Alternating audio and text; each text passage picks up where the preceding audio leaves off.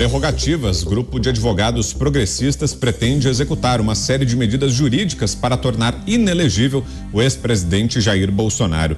Em jantar realizado na terça-feira para celebrar a vitória de Lula, cerca de 200 integrantes do Prerrogativas prometeram não dar anistia a Bolsonaro. Marco Aurélio de Carvalho, advogado que faz parte do grupo e fará parte do governo petista, nega que isso seja revanchismo. Os petistas acusam Bolsonaro de abuso de poder econômico, político e religioso para alcançar a reeleição, além de negacionismo durante a pandemia da Covid-19. Vamos então à Flórida, nos Estados Unidos, onde está o Paulo Figueiredo. Qual sua análise, Paulo, sobre essa ofensiva do Prerrogativas e esse plano para tentar tornar Bolsonaro inelegível? Boa tarde para você, Paulo. Boa tarde, Vitor. Boa tarde a vocês aí que estão nos assistindo e boa tarde aos meus colegas de Os Pingos nos Is. Muito bom estar aqui com vocês, especialmente falando dessa história porque eu considero ela hilária, tragicômica, porque ela beira o ridículo e é um dos raros momentos, aliás não tão raros assim, mas é um momento icônico para a gente observar que por trás de toda a ideologia de esquerda sempre tem muita hipocrisia. A hipocrisia é boa, porque o ser humano, quando ele observa inconsistências e incoerências, aos poucos as pessoas que estão sendo enganadas percebem que estão sendo enganadas e uma vez que elas saiam do encanto, nunca mais o mesmo grupo consegue enganá-las novamente. Eu estou falando do Prerrogativas porque é um grupo que em 2015, né, se formou para combater a Lava Jato. Os caras mais famosos depois do governo Bolsonaro, mas começaram lá em 2015. Supostamente, o nome Prerrogativas vem da ideia de defender as prerrogativas dos advogados brasileiros em relação às arbitrariedades, os abusos que a Lava Jato cometeu ao longo do seu processo. O Marco Aurélio de Carvalho, né, o coordenador do grupo, ele falava que o Prerrogativa tinha sido criado num grupinho de WhatsApp justamente para fazer isso, defender as prerrogativas dos profissionais, dos advogados sistematicamente violadas no Brasil durante a Lava Jato. Eram os famosos garantistas. E eu sempre achei isso muito interessante, porque embora os advogados todos desse grupo sejam de esquerda, né? 5 dos ministros do governo Lula fazem parte do Prerrogativas. Embora eles sejam todos de esquerda, todos ligados ao lulismo, eu acho a tese que eles defendiam durante a Lava Jato correta. E me posicionei muitas vezes favorável a eles. Eu dizia, também desde 2015, 2016, antes da existência do grupo se tornar famoso, eu falava, os direitos dos advogados estão sendo violados sistematicamente, os direitos dos réus, as prisões preventivas sem cabimento, com duração absolutamente infinita, as torturas que aconteciam para obter delação premiada durante a Lava Jato, todo o modus operandi, vazamentos arbitrários, dificuldade de acesso aos autos, a imprensa tinha acesso aos autos antes dos próprios advogados e dos próprios réus, espetacularização do processo das prisões, uma relação promíscua com a imprensa, muito promíscua com a imprensa. Então, eu cheguei em vários momentos a falar, inclusive no caso do Lula, o processo penal não foi respeitado. O Lula, realmente, Sérgio Moro, era um agente político. Cheguei a falar. Então, eu falo agora de uma posição muito confortável, porque eu estive, apesar de ideologicamente uma posição muito distinta, eu tinha posições que eram alinhadas com esse grupo Prerrogativas. E as minhas posições continuam as mesmas. Aliás, as posições que eu tenho são as posições que nos Estados Unidos são conhecidas como as posições dos conservadores, das direitas, da direita, da garantia das liberdades e dos direitos individuais. Só que a gente descobriu que Prerrogativas era prerrogativas da esquerda, eram prerrogativas dos corruptos, eram prerrogativas de traficantes, eram prerrogativas de ladrãozinho. Só vale para eles.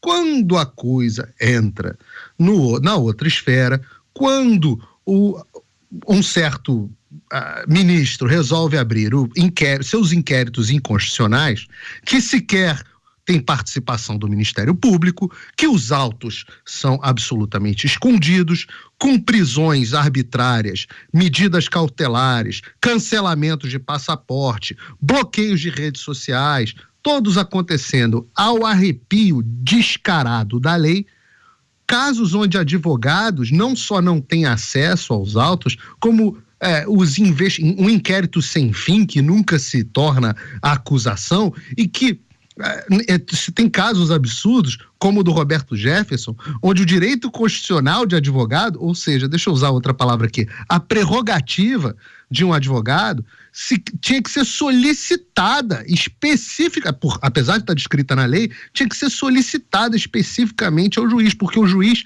no caso o ministro, tinha negado na decisão de prisão o acesso do, não dá nem para dizer réu, porque não era acusado, mas do investigado, né, do detento aos seus próprios advogados. Ou seja, quando isso tudo aconteceu, você não vê nem um pio do grupo de prerrogativas. Porque, no final das contas, o que nós estamos descobrindo? O grupo prerrogativas era um grupo que usava a lei para proteger os amiguinhos dos casos de corrupção e agora usam igualmente a lei e a margem da lei para perseguir politicamente aqueles que pensam diferente.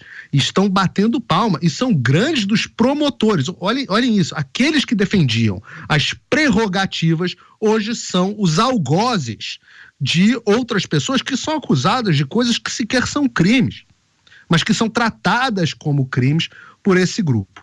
Então, no caso agora especificamente do presidente Bolsonaro, vejam o que eles dizem. Eles já sabem, e é óbvio, né, a praxis marxista declarada e escancarada, onde eles já sabem qual é o resultado. Eles já sabem. Bolsonaro tem que ser inelegível e depois tem que ser preso. Agora vamos analisar os fatos. Vamos ver como é que a gente consegue encaixar os fatos nessas 3 narrativas michurucas que eles arrumaram. Covid, onde o mundo inteiro está revertendo as políticas de Covid que esses caras defenderam. Sei lá, negócio de barras de ouro, onde não tem absolutamente nenhuma evidência de envolvimento, sequer do ministro, onde parece que o procurador que fez a acusação, esse sim tinha motivação política. E o outro tema, eu sei lá, né, já nem me lembro qual é, mas são essas pequenas filigranazinhas que eles utilizam para, no final das contas, atingirem um objetivo que eles já sabem qual é. O meio é absolutamente irrelevante. E nesse ponto, às vezes fica cansativo para mim, porque eu passo muito tempo acompanhando a política americana e tô vendo já desde 2020 a utilização dos mesmíssimos expedientes para tentar impedir Donald Trump de se candidatar novamente, para desgastá-lo politicamente e, mais do que isso, agora, com a nomeação de um procurador especial pelo Departamento de Justiça, alguém está vendo alguma similaridade com essa criação dessa procuradoria especial para atos antidemocráticos? A criação de um procurador especial justamente para investigar o Donald Trump. Desculpa, gente, às vezes o filme dublado, a versão dublada pela Herbert Richards, versão B, mal dublada, fica cansativo para quem já está acompanhando o caso aqui nos Estados Unidos, que mostra que a visão de esquerda é a mesma no mundo inteiro. O que eles querem é calar aqueles que pensam diferente deles, custem o que custar, custe o que custar. E se tiverem que usar as prerrogativas da lei, eles usam assim mesmo. Fernão Lara Mesquita, é isso mesmo? Então é parte de um projeto que tenta resultar nessa retirada do jogo do ex-presidente Jair Bolsonaro, como o Paulo falava agora. É esse o objetivo, Fernão? Olha, não é só em todo lugar, é em todos os tempos, né? Então, para uma pessoa que tem a minha idade, né, e que assistiu ao vivo o que foi a União Soviética, depois a China, depois o Camboja, o Vietnã, aquela coisa toda, né? Essa descoberta de que a esquerda tem uma conta para ela e uma conta para os outros, que o que vale para ela não vale para os outros, etc., me dá propriamente sono, entendeu? Por isso que é bom a gente ter no programa gente de várias idades, porque eu esqueço de falar isso, de frisar isso com essa verve toda do Paulo, porque é uma coisa tão óbvia para mim, é um filme tão visto já, que eu caio nesse engano de que todo mundo também já viu esse filme. Mas como nós estamos num país que é analfabeto em história, né, a vida começa quando cada um nasce, né? Tudo recomeça do zero quando cada um nasce. Precisamos ter esse tipo de relato que, para mim, já passa batido e me dá essa canseira, né, de ver. Quer dizer, esse pessoal garantista, não sei o quê, quem eles estavam defendendo era aquela turma que passou 30, 40 anos recebendo indenização paga pelo favelão nacional, né, paga pelo miserável brasileiro, né, indenizações gordas, obscenas até, né, por violências sofridas frequentemente muito menores do que essas que eles estão infligindo contra as pessoas agora que eles estão no poder, né? E que eles sempre prometeram que fariam isso mesmo, né? Que eles não eram contra a ditadura militar, eles eram só contra a ditadura não ser a ditadura do proletariado, que era a deles, e que era uma ditadura que assassinava em massa e tal. Então, tudo isso é tão déjà vu, é uma coisa tão velha, né, para mim, que eu às vezes esqueço. E é isso, quer dizer, para esse pessoal, índio deixa de ser índio, a pessoa preta deixa de ser pessoa preta, até o gay deixa de ser gay, né, até surdo deixa de ser surdo se ele não for de esquerda, né, como nós vimos ontem, né, o pessoal está eliminando toda a obra feita pela Michelle Bolsonaro em prol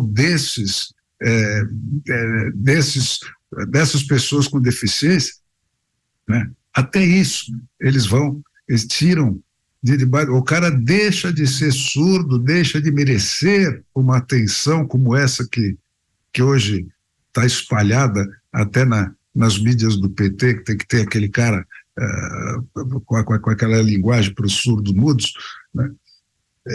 Então é isso, quer dizer, isso sempre foi assim, é uma coisa velha que não precisa ser demonstrada, todo mundo já sabe, mas não sabe, porque no Brasil o mundo recomeça a cada brasileiro que nasce, né, do zero, né?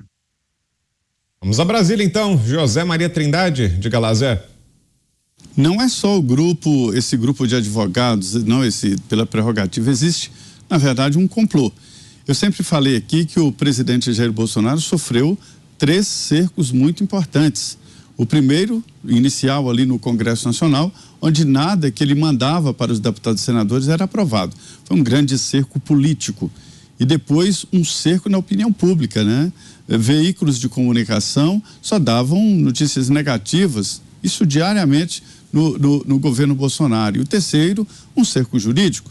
Qualquer ação era motivo de um pedido na justiça e que encontrava certamente algum ministro que fosse sorteado para dar ou não, e acabou que houve muitas vitórias da oposição diante desse cerco jurídico.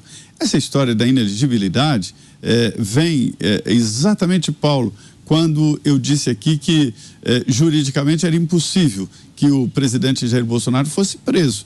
Aí me alertaram, olha, nós estamos num momento que não é bem assim, que tudo pode acontecer.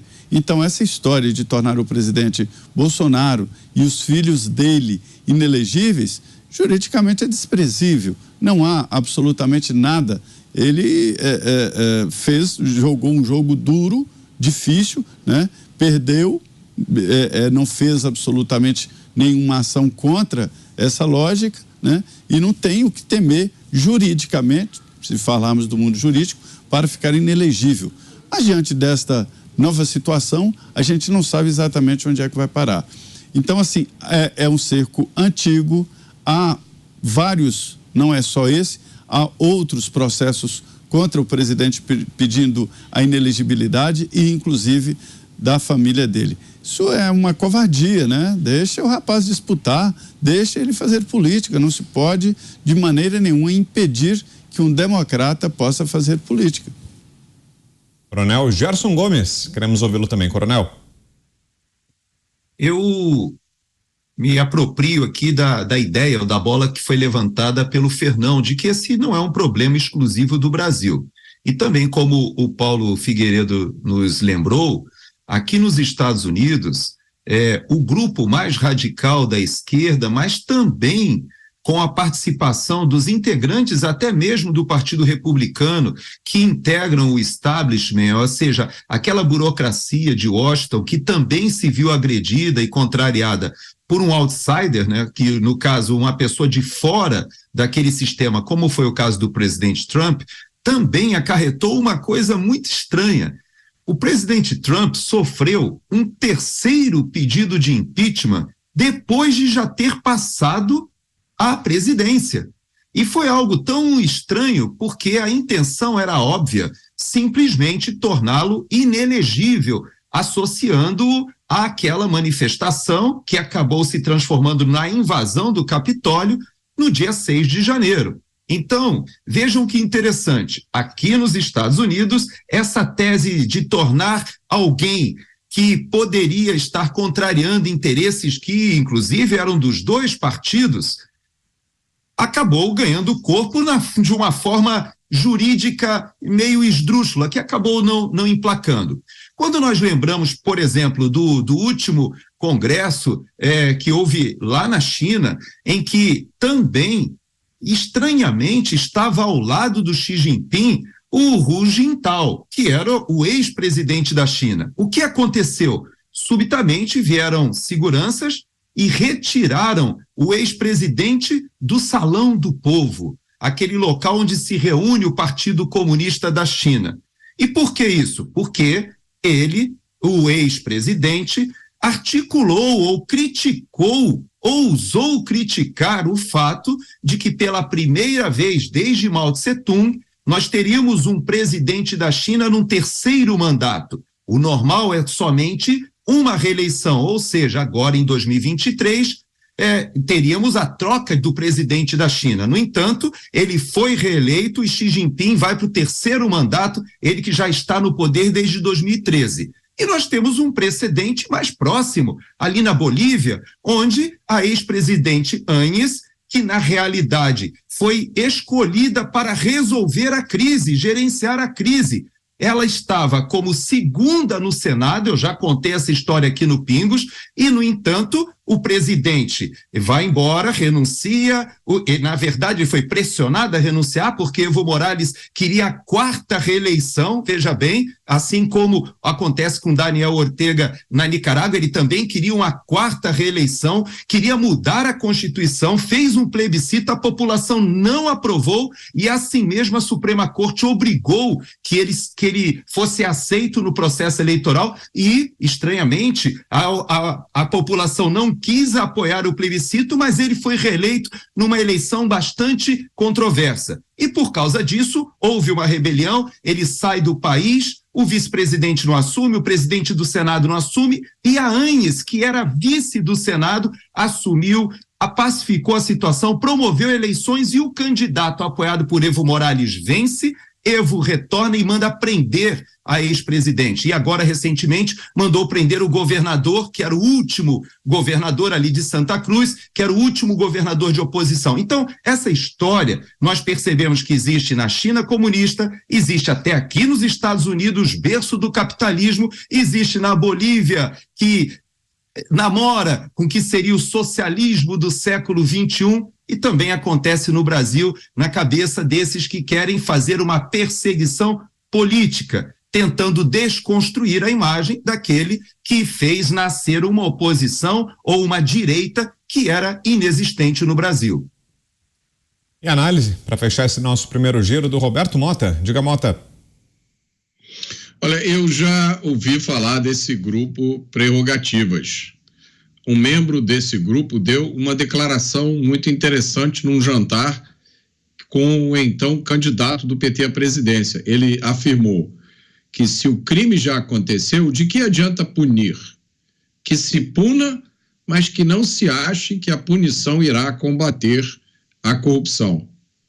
Quem observa a cena política e o panorama da justiça criminal no Brasil faz uma constatação curiosa. Como eu explico no meu livro A Construção da Maldade, existe um projeto ideológico de destruição da justiça criminal no Brasil que já acontece há décadas. E uma das linhas de ação desse projeto é a filosofia jurídica, né, a linha de pensamento chamada de garantismo penal. Essa filosofia é centrada na preocupação em garantir os direitos do réu de um processo criminal, do acusado, né? Garantir os direitos fundamentais do réu, os direitos reais e até direitos imaginários, como, por exemplo, o direito a receber do Estado um pagamento enquanto o criminoso estiver preso, né? O tal auxílio-reclusão. Isso existe no Brasil. E o direito a fazer sexo na prisão, né? Também conhecido como visita íntima. São direitos, né? Esse direito de visita íntima, por exemplo, é estendido até os criminosos sexuais. E eu resumi isso da seguinte forma: para o criminoso, tudo; para a vítima do crime, uma cova rasa e o esquecimento. Mas vejam só que coisa curiosa. De repente, os mesmos personagens que repetiam sempre que o criminoso é vítima da sociedade e que os direitos do criminoso tinham que ser preservados e que a prisão era inútil, essas mesmas pessoas passaram a pedir a prisão de vários indivíduos. O que será que aconteceu? O que fez essas pessoas que tinham uma posição tão firme contra a prisão passarem a se tornar defensoras da punição e do encarceramento? A explicação é muito simples, assustadoramente simples. O único crime que eles reconhecem como verdadeiro é o crime de opinião. Esse crime consiste em discordar do pensamento da esquerda. Para quem comete esse crime, nenhuma punição é suficiente. Fernão chamou? Diga lá, Fernão. O caso é que só quem não tem o que temer é que realmente tem o que temer. Nesse Brasil que está se armando aí, né? A julgar pelo que você vê na ficha corrida do chefe desse governo e de todo o seu ministério, né? O que tem de processos e condenações listados ali, né? Só quem não tem nada a temer é que tem o que temer. Isso sempre foi assim para esse pessoal. Agora, o que é espantoso no caso brasileiro, né, é que essa ditadura que está se estruturando não tem nem a lei, nem o Congresso Nacional, nem as Forças Armadas, nem as polícias a seu favor, né? Ela tem exclusivamente o Supremo Tribunal Federal, o Poder Executivo e um pequeno contingente aí, que é indefinido, da Polícia Federal, né, que executa as ordens que a lei emite, né. A Constituição brasileira é uma trolha suficientemente mal feita para permitir esse grau de inversão mesmo assim, né, esse grau de inversão que a gente está verificando, né, mas é a lei que nós temos por enquanto, né, e foi o respeito a essa lei que o Lula jurou ao tomar posse, né. E se com tudo isso ao seu favor, né, a resistência democrática não conseguir restabelecer o Estado de Direito no Brasil, né, ele vai dar uma prova de uma incompetência que é rigorosamente indesculpável, né. O Brasil tem tudo na mão para restabelecer o Estado de Direito, né. Precisa só olhar para o ponto focal correto, né, e agir com o objetivo precípio de seguir a única prioridade que interessa, que é essa, de restabelecer o Estado de Direito. Oi, Paulo, diga.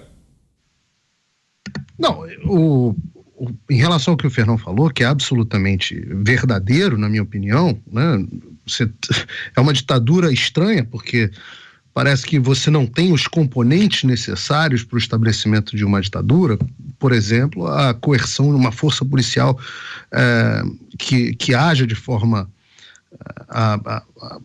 que exerça força, né? Sem as polícias e sem as forças armadas, nenhuma ditadura subsiste. Mas aí a gente lembra de algumas coisas, né?